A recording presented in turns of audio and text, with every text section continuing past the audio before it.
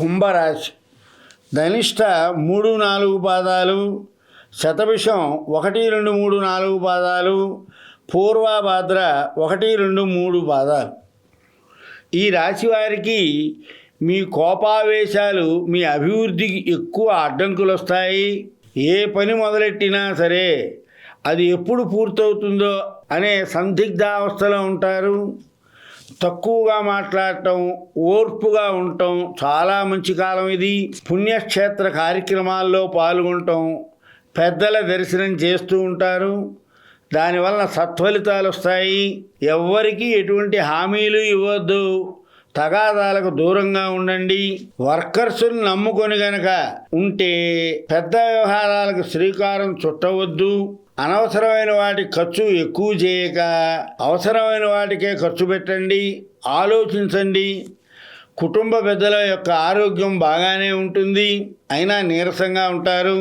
భార్యాపుత్రులతో మాట పట్టింపులు వస్తాయి. దేశ సంచారం చేయాలనే కోరిక ఎక్కువగా ఉంటుంది. దానివల్ల ఊరికే ద్రవ్య నష్టం జరుగుతుంది.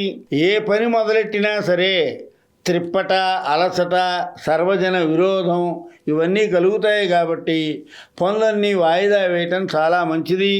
సంపాదన అనుకున్నంత ఉండదు. దానివల్ల కోపావేశాలు పెరుగుతాయి. పంచమ గురువు లాభాన్ని చేకూరుస్తాడు. అయితే జ్ఞాతులతో విరోధం వచ్చే సూచనలు ఎక్కువగా ఉన్నాయి. సంఘంలో కీర్తి ప్రతిష్టలు పెరుగుతాయి. విద్యచేత వినోదం లభిస్తుంది.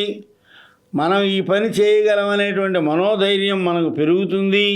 ఇంటికి కానీ క్షేత్రానికి కానీ సంబంధీకులతో విరోధం వస్తుంది కాబట్టి జాగ్రత్తగా ఉండాలి. ఆర్థిక చికాకుల వల్ల ఉత్సాహ భంగం కలుగుతుంది. ఉదర సంబంధమైన బాధతో బాధపడతారు. ఆకస్మిక ధనలాభం జరుగుతుంది. ఎప్పటి నుంచో ఎదురు చూస్తున్నటువంటి ద్రవ్యం చేతికందుతుంది. సంఘంలోనూ రాజకీయ రంగంలో ఉన్నవారికి కాస్త పరువు నష్టం జరిగే సూచనలు ఉన్నాయి. ఫైనాన్స్ వ్యాపారస్తులకు చాలా బాగుంటుంది. మొండి బాకీలన్నీ వసూలవుతాయి. విదేశీ ప్రయత్నాలు చేసేవారు వాయిదా వేస్తే మంచిది. ఈ నెల కోర్టు వ్యవహారాలు 4 నెలలు వాయిదా వేయండి. వ్యాపారస్తులకు అనుకూలమైన కాలం, అయినా అధికారుల ఒత్తిడి ఎక్కువగా ఉంటుంది. ఆరోగ్య విషయంలో పాత రోగాలు ఇబ్బంది పెడతాయి. చాలా జాగ్రత్తగా ఉండండి. వీరందరూ కూడా విష్ణు సహస్రనామ పారాయణ చేయండి. చదవడం రానివారు ఓం నమో భగవతే వాసుదేవాయ అనే మంత్రాన్ని 27 సార్లు ఉదయం సాయంత్రం పారాయణ చేస్తే చాలా మంచి ఫలితాలు వస్తాయి.